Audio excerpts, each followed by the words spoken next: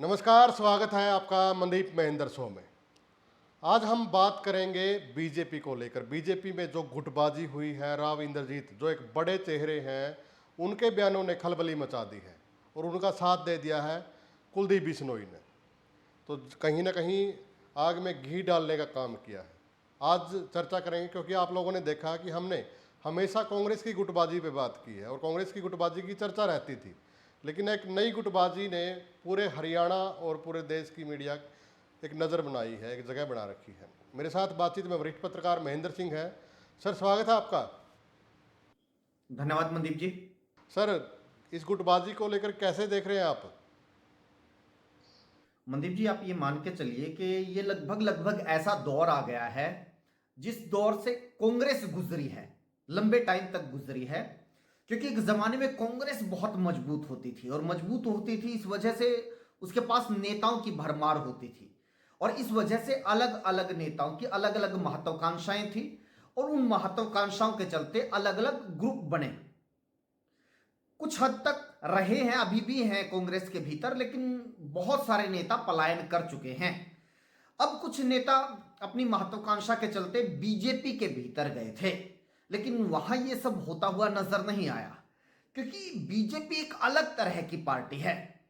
दो चीजें हैं बीजेपी के भीतर। एक तो ऐसा नहीं है कि आप अपना वर्चस्व दिखा के, अपनी ताकत दिखा के पार्टी को ब्लैकमेल कर लेंगे और कुछ ना कुछ ऐसा हासिल कर लेंगे जो हाईकमान आपको देना नहीं चाहता लेकिन आप चाहते हैं।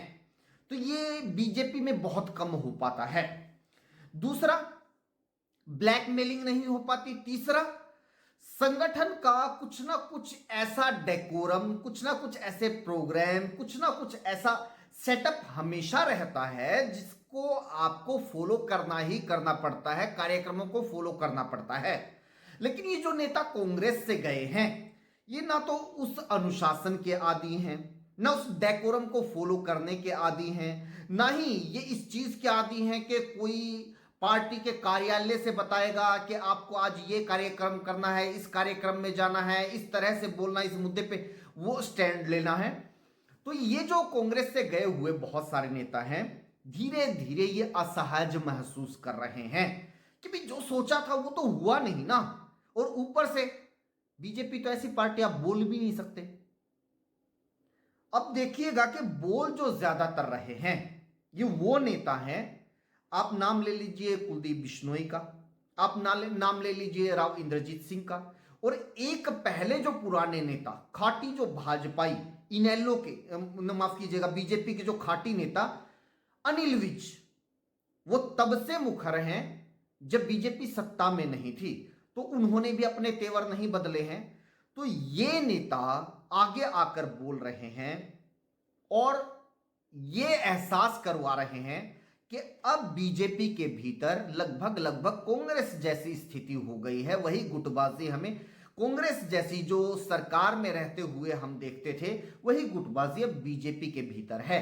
लेकिन यहां पर मनदीप जी, सबसे बीजेपी के लिए सोचने वाली और बीजेपी को नुकसान पहुंचाने वाली बात यह है कि बीजेपी को अब उस पार्टी के नेता उसी लाइन के ऊपर आकर टारगेट कर रहे हैं जिस लाइन के बारे में कांग्रेस तक जिक्र नहीं कर रही थी, जाति का नाम लेकर, जाति का नाम लेकर, और खासतौर पे पंजाबी जाति का नाम लेके राव इंद्रजीत सिंह ने टारगेट किया है कि एक जाति को ज्यादा तरजीह दी जा रही है। बिल्कुल। खट्टर साहब पास में ही बैठे थे और खट्टर साहब से कहीं ना कहीं लोग डरते हैं, उनके सामने नहीं बोलते बल्कि उनकी तो सराहना करते रहते हैं। लेकिन पहली बार ऐसा हुआ है कि खट्टर साहब के सामने ही ये सब बातें बोली गई हैं। जी नहीं मनदीप जी, राव इंद्रजीत सिंह मनोहर लाल खट्टर के सीएम रहते हुए भी उनके सामने बहुत बार बोले हैं। लेकिन नया अब की बार जो मैं बता रहा हूं, दो चीजें सबसे नई हुई हैं। एक तो सीधे उनकी जाति का नाम लेके निशाना बनाया गया है। दूसरा, आप देखिए कि इतने बड़े नेता, उनको बीच भाषण के दौरान स्टेज से रोक दिया गया। उन्होंने अपना पूरा भाषण नहीं किया, उनको बीच में ही रोक दिया गया। आप सोच भी नहीं सकते इस स्थिति के बारे में। आप देखिए कि अहीरवाल से राव इंद्रजीत सिंह आते हैं और ये वो इलाका है कि आज हरियाणा में तीसरी बार बीजेपी की सरकार है, तो उसकी सबसे बड़ी वजह, सबसे बड़ा फैक्टर अहीरवाल है, राव इंद्रजीत सिंह हैं। क्योंकि ये एक इलाका ऐसा रहा है तीनों टाइम जो पूरी तरह बीजेपी के साथ रहा है। इस बार भी जिस तरह का पूरा माहौल कांग्रेस को लेकर, जिस तरह का फ्लो कांग्रेस को लेकर और तमाम सर्वे जो तस्दीक कर रहे थे कि कांग्रेस सत्ता में आ रही है, वो चीज इलेक्शन के दौरान भी अहीरवाल में देखने को नहीं मिल रही थी। जितना कांग्रेस के प्रति माहौल बाकी हरियाणा में बना, उतना ही ज्यादा स्ट्रॉन्ग माहौल बीजेपी के लिए अहीरवाल में बनता है और उसकी इकलौती वजह है राव इंद्रजीत सिंह। अब उनकी क्या नाराजगी है ये समझ से परे है। आखिर वो बीजेपी से और क्या ऐसा नया चाहते हैं ये समझ से परे है। क्योंकि आप ये मान के चलिए कि वो सीएम पद की रेस से तो लगभग बाहर हैं। भाई उनको मंत्री बनाया, उनकी बेटी को मंत्री बनाया। जो परिवारवाद को खत्म करने की बात बीजेपी कहती है, उसने परिवारवाद को पूरी तरह सहेज के रखा, पूरी तरह आगे बढ़ाया। यानी एक तरह से यूं मान के चलिए कि अहीरवाल को तो ऐसा कर दिया गया है कि भाई इस परिवार से आगे अहीरवाल सोच ही नहीं सकता। अब ये जो एक ना बेचारगी सी देखने को मिली कि भाई कुछ नहीं कर पा रहे आपके बड़े नेता, अब इस चीज का मैसेज अहीरवाल में क्या है ये सच में ही मैं आज की तारीख में नहीं बोल सकता। हाँ, एक मायूसी जरूर है। महेंद्र जी, कुलदीप बिश्नोई ने साथ दिया है उनका, और कुलदीप बिश्नोई आपने देखा कि पिछला जो घटनाक्रम हुआ उसके बाद काफ़ी सक्रिय है। जैसे कुरुक्षेत्र में उन्होंने प्रोग्राम किया, करनाल में किया, पानीपत, और काफ़ी जगह सक्रिय दिखाई दे रहे हैं और अब उनका साथ भी दे रहे हैं। तो क्या लग रहा है जो ये एक खिचड़ी पक रही है? जी मनदीप जी, देखो कुलदीप बिश्नोई तो आप ये मान के चलिए कि जिस तरह की सियासत कुलदीप बिश्नोई की रही है, तो बीजेपी ने उनको पूरी तरह जांच परख लिया है कि ये कुछ करने वाले नहीं हैं, कहीं जाने वाले नहीं हैं। ठीक है, अगर इनको कुछ दो चार बयानबाजी करके इसी में खुशी मिलती है तो बीजेपी को शायद इससे कोई दिक्कत नहीं है। पिछले दिनों आपने देखा कि इन्होंने कितनी हाइप दे दी थी। रेखा शर्मा जी ने इनके भजनलाल जी के बारे में बयान दिया था उसके बाद से, हाँ, तो कितनी हाइप दे दी थी, इस तरह की खबरें तक चल रही थी और उन्होंने आके डिनाई नहीं किया कि पार्टी भी छोड़ सकते हैं, बड़ा फैसला ले सकते हैं, बड़ी रैली करके बड़ा फैसला लेंगे। लेकिन बाद में क्या हुआ? कुछ भी नहीं। एक वीडियो जारी हुआ, उस वीडियो के बाद हाँ जी हाँ ठीक है, हो गया जी, हमारी अंडरस्टैंडिंग है, पार्टी के लिए काम करेंगे। अब कुलदीप बिश्नोई को लग रहा है कि उधर से अहीरवाल शायद कोई क्रांति कर देंगे। जो राव इंद्रजीत सिंह है ना मनदीप जी, वो भी इसी तरह के नेता हैं। वो भी है ना, जब भी उनको लगता है कि थोड़ा सा साइड किया जा रहा है उनको, तो बीच में वही ऐसी कोई बात बोल देते हैं, कुछ ना कुछ ऐसा स्पीच दे देते हैं, तो फिर उनका क्या है कि उनका जो वोट बैंक है वो वापस उनकी तरफ इंटैक्ट हो जाता है, उनकी तरफ फिर से झुकाव हो जाता है कि जी देखो हमारे राजा जी के साथ अन्याय हो रहा है। तो वो भी उनकी तरकीब है ना। तो उनको शायद कुछ चाहिए ना, शायद उनकी कोई अभी डिमांड नजर आ रही है। या तो आप ये बताओ कि भाई ये डिमांड है मेरी, ये डिमांड पूरी नहीं हो रही है। सीएम वाली है जी डिमांड, तो एक ही डिमांड है कि सीएम बनना है। वो खुल के बोलो, बोलो खुल के कहो। जो नारा देते थे कांग्रेस में रहते हुए कि जी उधर की चौधर चाहिए, उधर का अधिकार चाहिए, वो चीजें अब खुल बीजेपी में नहीं बोल सकते ना आप। बीजेपी अलग तरह की पार्टी है। लेकिन कांग्रेसियों ने जाके बीजेपी को भी आप मान के चलिए कि लगभग ऐसी सी बना तो दिया है, लेकिन उनका हाईकमान प्योर भाजपाई है। अब वो कांग्रेसी नहीं है। अब वो कांग्रेस जैसी जो टैक्टिक्स थी वो उनके दबाव में आके कुछ इस तरह से झुक जाएगा या आपकी मान मनोबल करेगा, वो उधर से होता हुआ बहुत कम नजर आता है। और अंबाला साइड से विज साहब भी काफ़ी नाराज दिखाई दे रहे हैं। वो कहते हैं कि पॉलिसी में मेरे से पूछा नहीं जाता, मैं जनता के साथ हूँ, और अगर नौबत आई तो धरना देने की तो मैं धरना भी दे दूंगा। 7 बार का विधायक। ये कई साल से है मनदीप जी, ये कितने साल से देख रहे हैं हम। ऐसा थोड़े है कि अभी वो, आप देखिए कि मनोहर लाल खट्टर के सीएम रहते हुए उन्होंने कई बार बगावत कर ली, और उस टाइम तो खुली बगावत कर दी थी जब खट्टर साहब को हटा के नायब सिंह सैनी जी को सीएम बनाया गया था, खुली बगावत की। उसके बाद फिर और कई ऐसे बयान आए फिर एक बार खट्टर साहब उनके घर पे गए, सब गुडी गुडी हो गया। अब वो बीच बीच में ना उनका वो होता है कि भी थोड़े टाइम के बाद है ना वो कुछ ना कुछ ऐसा जरूर करते हैं। अब पता नहीं रियली में कोई प्रॉब्लम्स हैं या फिर आदत है कि नहीं, जब तक ये कोई विवाद सा ना किया जाए तब तक वो खबरों में नहीं रहते, खबरों में नहीं आते। तो ये भी एक टैक्टिक होती है, तो वो भी शायद हो। जी महेंद्र जी, उनको भी कुछ ना कुछ उम्मीद जगी होगी, जो बिल्कुल खुडे लाइन लगा रखे हैं, जैसे रामविलास शर्मा जी हैं, कैप्टन अभिमन्यु जी हैं, ओम प्रकाश धनखड़ जी हैं, तो इनको भी एक उम्मीद सी जगी होगी अब तो। नहीं नहीं, उम्मीद तो क्या जगी होगी। अब ये तो सभी को दिख रहा है ना कि भी कोई ऐसी थोड़ा है ना कि वो बगावत कर देंगे, कोई पार्टी तोड़ देंगे, कोई सरकार गिरा देंगे या मुख्यमंत्री बदलवा देंगे, ऐसा कुछ है नहीं। मनदीप जी, अभी बीजेपी के भीतर है ना कई तरह की राजनीति हो रही है। एक तो ये आपने कई धुरंधर नेताओं के नाम लिए, ये जो बिल्कुल खुडे लाइन लगा दिए गए हैं, कुछ इनके हाथ में नहीं है। अब ये क्या करें, ये कुछ ना कुछ तो अंदर अंदर बो रहे होंगे ना। ऐसा थोड़ा ही नहीं है कि भाई राजनीति पूरी तरह खत्म कर दी गई और वो कुछ भी ना करें। एक जो मनोहर लाल खट्टर जी है ना, आप ये मान के चलिए कि वो सीएम पद से जब से हटाए गए हैं, वो सहज नहीं है इस बात को लेके। वो कुछ ना कुछ ऐसा जरूर कर रहे हैं जिसकी वजह से हरियाणा के भीतर पार्टी के अंदर कोई ना कोई हलचल मची रहे, सरकार के भीतर कोई ना कोई हलचल मची रहे।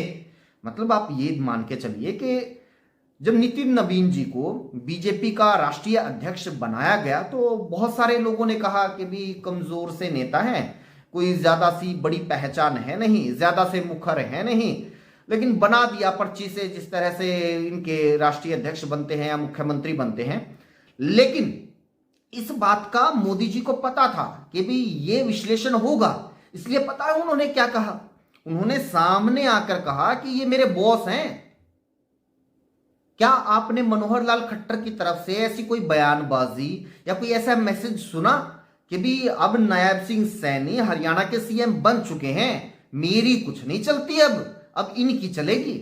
नहीं, वो कभी ऐसा मैसेज नहीं देते। वो इस बात को एंजॉय करते हैं कि पार्टी के भीतर और सरकार में अभी सुपर सीएम की जो छवि है वो उनकी है, ज्यादा काम वो कर रहे हैं।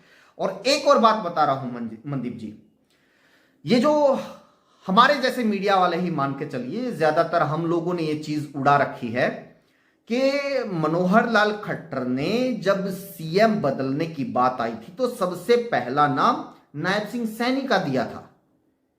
मनदीप जी, इस बात में जरूरी नहीं है कि सच्चाई हो, क्योंकि आप मान के चलिए मीडिया के भीतर, जनता के भीतर हमेशा वो नैरेटिव ढेला जाता है जो पार्टी के पक्ष में हो और अंदर कुछ और ही खिचड़ी पकी होती है। मनदीप जी, एक पसंद मनोहर लाल खट्टर की, जो करनाल से पूर्व सांसद थे, क्या नाम था उनका, राजीव भाटिया, संजय भाटिया जी थे, और आज भी संगठन के भीतर बहुत सारी गतिविधियों में उनकी बहुत ज्यादा सक्रियता है। आप ये मान के चलिए कि उनकी जो प्रदेश अध्यक्ष भी बहुत ज्यादा सक्रिय, बयानों में कुछ ज्यादा ही मुखर, खबरों में, सुर्खियों में बनी हुई हैं। तो ये ऐसे ही नहीं है। किसी और प्रदेश अध्यक्ष के इतने कार्यक्रम, इस तरह का स्वागत, जबकि बीजेपी के तीसरी टर्म है, ये किसी प्रदेश अध्यक्ष का देखने को नहीं मिला होगा जितना अर्चना गुप्ता जी का देखने को मिला है। तो इसके पीछे भी कई खिलाड़ी हैं, इसके पीछे भी एक अलग ही स्ट्रेटजी है।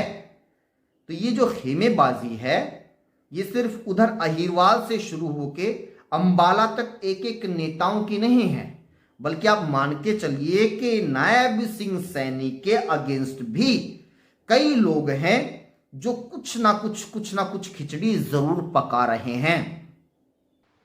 जी, ये तो आपने एक बड़ी बात बताई है सर। और क्योंकि मनदीप जी देखो क्या है कि जो मैं बोलना चाह रहा हूं उसका मुझे अच्छे से पता है, लेकिन मैं बोल इतना ही रहा हूं जिससे मेरा बचाव हो जाए। कल को कोई ये ना आके मुझे कहे कि ये बात है ना साबित करके दिखा, और मैं वो साबित ना कर पाऊं। इसलिए इशारों इशारों को ज्यादा समझा जाए, इशारों की मजबूरी को भी समझा जाए। जी, तो निष्कर्ष क्या निकालते हैं? जो सारी बयानबाजी हो रही है, प्रदेशाध्यक्ष जी बयानबाजी कर रहे हैं, उसके बाद लगातार मंत्री का जो बयान आ रहे हैं, कुलदीप बिश्नोई जी समर्थन में आ रहे हैं, तो क्या निष्कर्ष निकालते हैं आप सारी बातों का? मनदीप जी, निष्कर्ष ये है कि जब तक दिल्ली में बैठा हुआ एक नेता ये नहीं मानेगा कि अब आप मुख्यमंत्री नहीं हैं, अब नायब सिंह सैनी मुख्यमंत्री है, सारी पावर और सारी सरकार वो चलाएंगे, जब तक वो ये एक्सेप्ट नहीं करेंगे और जब तक हाईकमान स्टेट के मैटर से उनको दूर नहीं करेगा, तब तक आप मान के चलिए कि ये गफलत की स्थिति बनी ही बनी रहेगी। उनके पार्टी के भीतर, उनके सरकार के भीतर, अधिकारियों के भीतर बहुत ही लॉयल लोग हैं। बहुत सारे लोग सीधे उधर से चलते हैं, इधर से नहीं चलते हैं। अब पावर सेंटर अगर 2-2, 3-3, 4-4 होंगे मनदीप जी, तो ये होगा।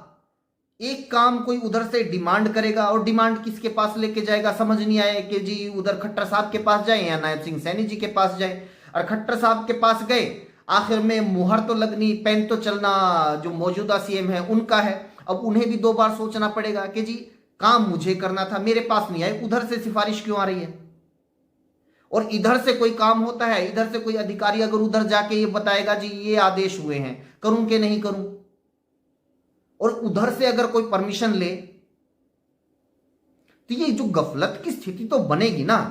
तो मैं कह रहा हूं कि मनदीप जी, जिस तरह मोदी जी ने सामने आकर अपने राष्ट्रीय अध्यक्ष के लिए एक संदेश दिया था कि मेरे बॉस ये हैं, संगठन में ये मुझसे बड़े हैं, तो मनोहर लाल खट्टर जी को जब तक वो सामने आकर ये नहीं कहेंगे कि जी मेरा प्रदेश सरकार के फैसलों से कोई लेना देना नहीं है, नायब सिंह सैनी जी की कलम चलेगी, सारे लोग उधर जाके अपना काम बोलो, उधर जाके हाजिरी लगाओ, तब तक ये होता रहेगा। और धीरे धीरे चीजें ना बिगड़नी शुरू हुई हैं। पहले इक्का दुक्का मुखर लोग थे, छिप जाती थी बात, लेकिन अब ये कई लोग आ रहे हैं, कई लोग मुखर होके बोल रहे हैं, तो फिर उससे ये लगता है कि भाई चीजें संभल नहीं रही हैं सरकार से और बीजेपी से। महेंद्र जी, ताज़ा उदाहरण सैन्यत का टी का वाला मामला देख लेते हैं, जिसमें कहीं ना कहीं खट्टर साहब आए तब फैसला हुआ। पहले टी लगी थी, उसके बाद उखाड़ी गई, लेकिन जब खट्टर साहब आए तब ही जाके ये समझौता हुआ। तो कहीं ना कहीं वहाँ भी ये बातें चल रही थी कमेंट में भी कि सीएम और सुपर सीएम। बिल्कुल, मैं वही तो कह रहा हूं, ये मनदीप जी खट्टर साहब है ना, जानबूझ के ये संदेश दे रहे हैं, वो इस चीज को एंजॉय कर रहे हैं। और उससे पहले जब है ना वो जो वाई पूर्ण कुमार वाला मामला सामने आया था, तो चीजें पूरी तरह बिखर गई थी। सारे लोग इंतजार कर रहे थे कि मनोहर लाल खट्टर आएंगे, वो करेंगे कुछ ना कुछ, जबकि उनको क्या करना था, क्या फैसला ले सकते हैं वो स्टेट गवर्नमेंट का, कुछ नहीं ले सकते। फायदे से तो नायब सिंह सैनी जी की कलम चलेगी। तो ये मैं कह रहा हूं कि जब तक या तो उधर से मोदी जी और अमित शाह साफ संदेश खट्टर साहब को नहीं दें, और ये जो तमाम नेता बोल रहे हैं इनको साफ संदेश ना दें, तब तक चीजें इसी तरह से होती रहेंगी। इवन जो अनिल विज हैं, इनका मामला तो हाईकमान तक गया था पिछली बार, तो इनको भी सख्त संदेश नहीं दिया गया था, और दिया गया होता तो ये दोबारा नहीं बोलते। तो ये कुछ नेता ऐसे हैं, आप राव इंद्रजीत सिंह, अनिल विज, कुछ नेता ऐसे हैं कि ये लोग अपना कद ना बड़ा मानते हैं। ये अभी नेता नहीं मानते हैं नायब सिंह सैनी जी को, नहीं, नेता नहीं मानते हैं।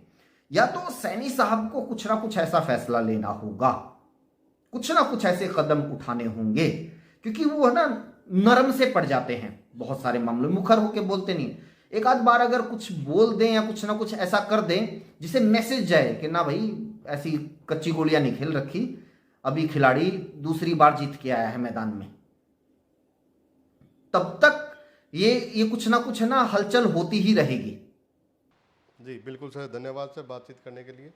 और वीडियो को ज़्यादा से ज़्यादा आप लोग शेयर करें, और महेंद्र जी की बातें आप लोगों को कैसी लगी वो भी एक बार कमेंट के माध्यम से आप ज़रूर बताएं। और जो बीजेपी में ये खलबली मची हुई है, इसको लेकर आप लोगों की क्या कुछ राय है, वो भी अपनी राय ज़रूर दें। धन्यवाद।